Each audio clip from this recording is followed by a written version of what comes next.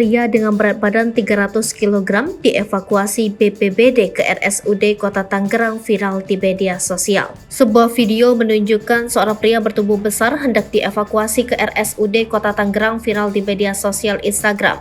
Pada video tersebut terdapat kutipan yang menyebut pria itu hendak dirawat di RSUD Kota Tangerang untuk mendapatkan perawatan intensif. Beberapa petugas dari Badan Penanggulangan Bencana Daerah Kota Tangerang turun membantu mengevakuasi pria tersebut. Kepala UPT BPBD Ciledug Mulyadi mengatakan pria bertubuh besar itu adalah Muhammad Fajri, berusia 27 tahun, warga Pedurenan, Karangtengah, Kota Tangerang. Fajri diduga mengalami obesitas lantaran memiliki berat badan berlebih hingga mencapai 300 kg.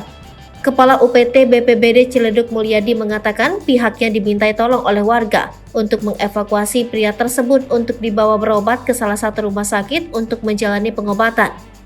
Kita mendapat laporan dari warga, kemudian langsung melakukan evakuasi.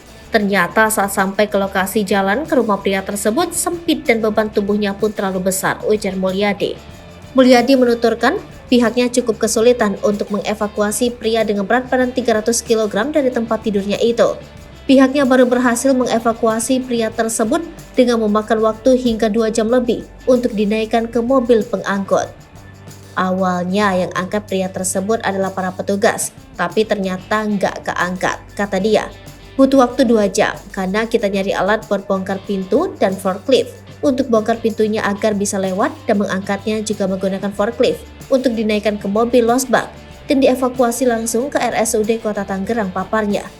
Menurutnya, Fajri baru menempati rumah tersebut selama 2 tahun terakhir bersama dengan 1 orang keluarganya. Berdasarkan keterangan warga, Fajri telah terlihat mengalami obesitas sejak berusia 11 tahun. Terkait seperti apa kondisi medisnya, itu kewenangan dari pihak Dinas Kesehatan. Kami hanya melakukan evakuasi saja, ujar Mulyadi.